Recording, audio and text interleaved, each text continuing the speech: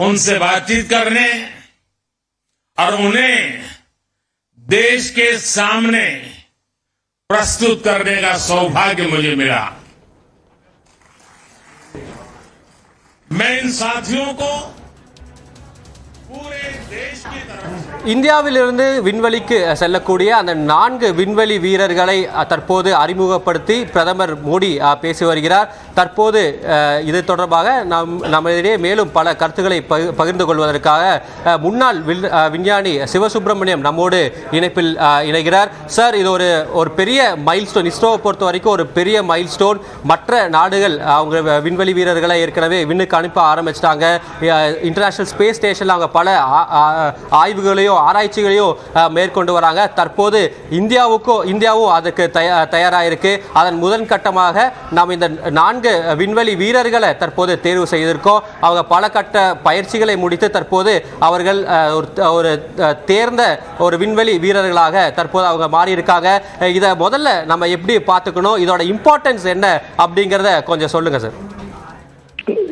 India முதலாக இந்திய மண்ணிலிருந்து இந்திய ராக்கெட் மூலமாக இந்தியாவிலிருந்து தயாரிக்கப்பட்ட ஒரு கேப்சூல், ககன்யான் என்கிற கேப்சூல் மூலமாக விண்வெளி வீரர்களை அனுப்பப்பட்ட திட்டத்தின் என்னுடைய வாழ்த்துக்கள்.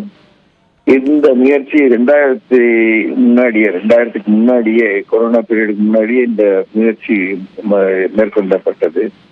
இந்த வீரர்களை செலக்ட் பண்றது ஒரு பெரிய ஒரு மகத்தான சாதனை. காரணம் என்னன்னு கேட்டீங்கன்னா, இந்த வீரர்கள் ஏர்போர்ஸ்லயும் பைலட்லயும் சாகசம் புரிந்த துணிவுள்ள தைரியமுள்ள நீண்ட சஸ்டைனபிள் உடல் வாழ்வு உள்ளவங்களை செலக்ட் பண்ண முடியும். அப்பேற்பட்டவர்களை இந்திய விண்வெளி ஆராய்ச்சி நிலையம் ஜாயிண்டா with Indian medical association, pilot association இவங்கள மூலமாக தேர்வு செய்து குரூப் ஒரு 6-7 பேரை செலக்ட் பண்ணி அவங்களுக்கு zero gravity test, simulation test, அதாவது புவியீர்ப்பு தன்மை இல்லாத, அதாவது இருக்கல எப்படி வேலை பார்க்கணுங்கிறத பற்றிய முயற்சிகள்ல அவங்க ட்ரைனிங் கொடுத்து, மேலும் கேப்சூல்ல இருக்க அனைத்து கருவிகளை பற்றிய தொழில்நுட்பத்தை அவங்களுக்கு சொல்லிக் கொடுத்து, இதற்கு வடிவமைப்பாக ரஷ்யால போய் இவங்க 2 வருஷம் 3 வருஷம் ட்ரைனிங் எடுத்தாங்க. 2 வருஷம் ட்ரைனிங் எடுத்தாங்க. பிறகு கொரோனா வந்ததுனால இது கொஞ்சம் டிலே ஆகி போயிடுச்சு.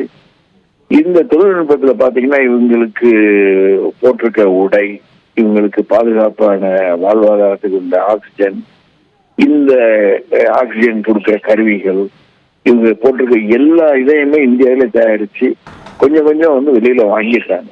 பாதி இது வெளியில வாங்கியிருக்காங்க, பாதி இது இந்தியாவில தயாரிக்கிறதுக்கு முயற்சியும் பண்ணியிருக்காங்க. இது மூலமாக இந்த பயிற்சி ஒரு 95% நிறைவடைந்த நிலையில் இந்த குரூப் ஆஃப் விண்வெளி வீரர்களுக்கு தேர்ந்தெடுக்கப்பட்ட குழுவில் இருந்து 4 பேரை செலக்ட் பண்ணி 2 அல்லது 3 பேரை நம்முடைய ககன்யான் அனுப்புறதுக்கு உண்டான திட்டமா இருக்கு இந்திய விண்வெளி ஆராய்ச்சி நிலையம். இந்த 2-3 பேரும் அடுத்த வருஷம் போக இருக்கின்ற ககன்யான்ல போவாங்க.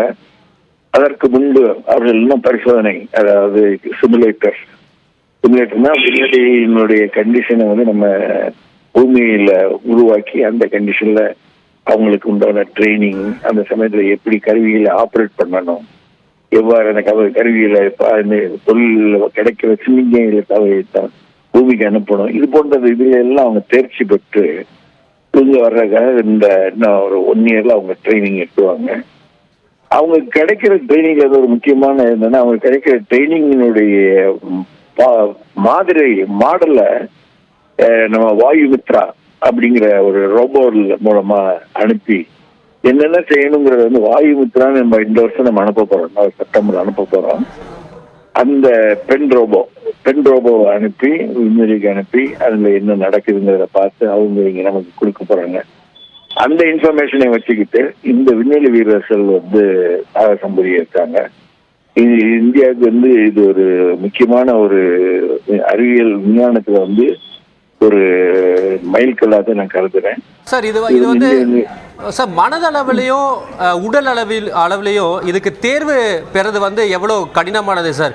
ஏன்னா மனித உடம்பும் அந்த நம்மளோட மென்டல் ப்ரெசன்ஸும் ஃபிசிக்கல் ப்ரெசன்ஸும் விண்வெளிக்கு போகிறப்போ அது வேற மாதிரி அது ரியாக்ட் பண்ணும். அப்படி அதற்கு தேர்வாகிறது எவ்வளோ கடுமையான விஷயம் சார்?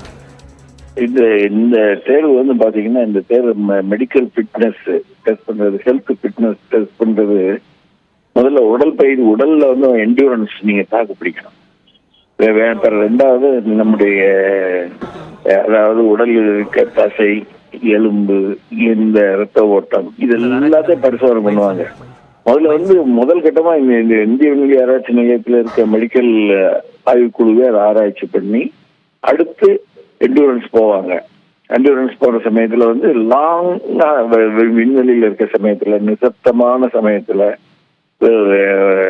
ஒளி இல்லாத சமயத்துல, அங்க இருக்கிற சமயத்துல அவங்களுக்கு வந்து ஃபெட்டிக் ஆயிடக்கூடாது. மென்டல் ஃபெட்டிக்னு சொல்லுவாங்க. இந்த மென்டல் ஃபெட்டிக் ஆகாத அளவுக்கு அவங்க வந்து பயிற்சி ஆகணும். அதை வந்து செய்து பார்க்கணும். இது வந்து நமக்கு முதற்கட்டமா இப்ப நம்ம வந்து குறுகிய தூரம் தான் நம்ம அனுப்புறோம், குறுகிய நாள்ல இருந்து நம்ம அனுப்புறோம். அதாவது ஷார்ட் பீரியட்ல தான் விண்வெளியில இருக்காங்க. வேற சந்திரனுக்கு போகணும், சந்திரன் போயிட்டு மனிதன் திரும்பி வரணும், 2030 2035 அனுப்பி வெளில வரணும் அப்படின்னோம்னா எப்படியும் ஒரு இந்த நிசப்தமான தனிமையில அவங்க இருக்க மென்டல் ஃபெட்டிக், மென்டல் அலர்ட்னஸ், அதாவது மைண்டினுடைய அலர்ட்னஸ், இதெல்லாம் வந்து பாத்தீங்கன்னா ஒரு மாசத்துக்கு இருக்கக்கூடியது இம்மீடியட்டா தேவை. செவ்வாய் கிரகத்துக்கு அனுப்பணும்னா எப்படி ஒரு வருஷம் ஆகும். ஒரு வருஷம் மனிதன் வந்து தனிமையாக விண்வெளியில் பறந்து அந்த சூழ்நிலை இதெல்லாம் இருக்கணும்.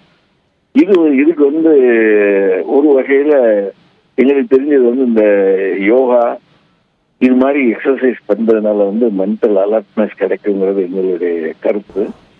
இது வந்து இந்தியாவில் இருக்க Indian medical association, Indian medical institution அவங்க எல்லாம் வந்து இந்த டெஸ்ட் பண்ணி செலக்ட் பண்றாங்க. இந்த செலக்ட் பண்ணதுல வந்து சிறந்த இந்த இதுல வெற்றி அடைகிறவங்களுக்கு அவங்க ஸ்கிரீன் பண்ணி எடுக்கிறாங்க. இந்த ஸ்கிரீன் பண்றதே ஒரு பெரிய ப்ராசஸ். இது வந்து ரொம்ப ஒரு 6 மாசத்துக்கு மேலேயே இந்த ஸ்கிரீனிங் ப்ராசஸ் நடக்கும். தேர்ந்தெடுக்கக்கூடிய இது இந்த எடுத்த பிறகு நம்ம எடுத்த சரியாங்கிறத டெஸ்ட் பண்றதுக்கு என்ன செஞ்சாங்கன்னா, ரஷ்யாவுக்கு அனுப்பி நம்ம செலக்ட் பண்ணவங்க வந்து சரியானாங்கிறதையும் டெஸ்ட் பண்ணியிருக்காங்க. அது வந்து நமக்கு ஒரு கான்ஃபிடன்ஸை கொடுக்கும். சார் இப்போ அதர் ஹேண்ட் சார், இப்போ இவங்களை விண்ணுக்கு செலுத்தக்கூடிய அந்த ராக்கெட்டா இருக்கட்டும், இல்ல ராக்கெட் இன்ஜின்ஸா இருக்கட்டும், இல்ல அந்த எஸ்கேப் கேப்சூலா இருக்கட்டும், இல்ல கேப்சூலா இருக்கட்டும், இதோட ஸ்டேட்டஸ் இப்போ என்னவா இருக்கு சார்? ஏன்னா இதோட புரோட்டோடைப்ஸ் எல்லாம் ஏற்கனவே இஸ்ரோ பல முறை அதை சோதிச்சு பார்த்துருக்காங்க, அதுல வெற்றியும் அடைஞ்சிருக்காங்க. இது வந்து இனி ஆக்சுவலா இது ப்ரொடக்ஷன்ல எப்போ வரும் சார்? ஏன்னா இவங்க இந்த ககன்யான் திட்டத்தை வந்து இந்த 2024 எண்டையில் 25ஓட பிகினிங்ல அவங்க திட்டமிடுறாங்க. அப்படி இருக்கக்கூடிய சூழ்நிலையில இந்த ராக்கெட் அல்லது இந்த கேப்சூல் இதோட தயார் நிலை எந்த ஸ்டேஜ் ப்ரொடக்ஷன்ஸ்ல இருக்கு சார்? இப்போ இந்த இதுல வந்து மெயினா நான் கருதுறது என்ன, எஸ்கேப் மெக்கானிசம், தப்பிச்சு போறது. ஏதாவது ஒரு ஆபத்து ஏற்பட்டா இந்த விண்வெளி வீரர்களை பத்திரமா வெளியில கொண்டு வரக்கூடிய மெக்கானிசம். அந்த எஸ்கேப் மெக்கானிசம் வந்து ஆல்ரெடி டெஸ்ட் பண்ணி பார்த்துட்டாங்க. ஒரு ராக்கெட்ல அனுப்பி எஸ்கேப் எப்படி வருது, அந்த கேப்சூல் தப்பிச்சு வருதுன்னு பார்த்துட்டாங்க. அந்த மெக்கானிசமும் அந்த எஸ்கேப் சிஸ்டமும் இவங்க 2-3 செஞ்சு வச்சிருக்காங்க. அதை குவாலிஃபிகேஷன் பண்ணியிருக்காங்க. விண்வெளி போறதுக்கு முன்னாடி ஒவ்வொரு ராக்கெட்டையும் குவாலிஃபை பண்ற மாதிரி பண்ணியிருக்காங்க. மெயினா இருக்கக்கூடிய நம்ம கிரையோஜெனிக் இன்ஜின், அந்த இன்ஜின் ககன்யான் இன்ஜின் வந்து லாங் டியூரேஷன் ஃபயர் பண்ணி மேன் ரேட்டிங், அதாவது ஒரு மனிதனை பத்திரமா அனுப்பக்கூடிய ரேட்டிங், ஹை ரேட்டிங் இருந்தா தான் மனிதனை வச்சு அனுப்ப முடியும். இல்லாட்டி அமெரிக்கா வந்து அதெல்லாம் அப்படி இல்லாதத அந்த ராக்கெட்டெல்லாம் செலக்ட் பண்ண மாட்டாங்க. 99.9 அந்த அளவுக்கு மேன் ரேட்டிங்ல வந்து அவ்வளவு துல்லியமாக பிசகு இல்லாம ஃபால்ட் இல்லாம போயிட்டு அனுப்பக்கூடிய உள்ள இன்ஜினை வந்து இப்ப நம்ம டெஸ்ட் பண்ணியிருக்கோம். சமீபத்துல மகேந்திர டெஸ்ட் பண்ணியிருக்கோம், லாங் டியூரேஷன் டெஸ்ட். இந்த டெஸ்ட் நமக்கு ஒரு கான்பிடன்ஸை கொடுக்குது. இதே மாதிரி இந்த டெஸ்ட்டை வந்து இவங்க பூமியில வந்து செஞ்சு 3-4 ராக்கெட் செஞ்சு வச்சிருக்காங்க. இது வந்து இந்திய விண்வெளி ஆராய்ச்சி மையம் வந்து வெளியில இருக்க தொழிற்சாலை மூலமாக செஞ்சு ரெடியா வச்சிருக்காங்க. இதை வந்து அனுப்புறதுக்கு முன்னாடி அதை என்னைய பொறுத்த வரைக்கும் மெயினா இருக்க இன்ஜின், கேப்சூல், எஸ்கேப் மெக்கானிசம், இந்த 3 பாகம், இந்த 3 பாகத்தையும் இவங்க செய்து தயாரான நிலையில் வச்சிருக்காங்க. இதை ஒருங்கிணைக்கணும், அதுக்கு முன்னாடி சிமுலேட் பண்ணி டெஸ்ட் பண்ணணும். அதுல ஏதாவது தவறு வந்தா அதுல இருந்து எப்படி எஸ்கேப் மெக்கானிசம், எரர் கரெக்ஷன், இதெல்லாம் சிமுலேட் பண்ணி பார்க்கணும். அந்த இதுதான் இப்ப கிரவுண்ட் லெவல்ல டெஸ்ட் பண்ணக்கூடியதுதான் இப்ப பாக்கியா இருக்குன்னு நான் கருதுறேன். நன்றி சார். எங்களோட இணைஞ்சு இந்த ககன்யான் திட்டத்தோட பல தகவல்களை எங்களோட பகிர்ந்ததற்கு நன்றி.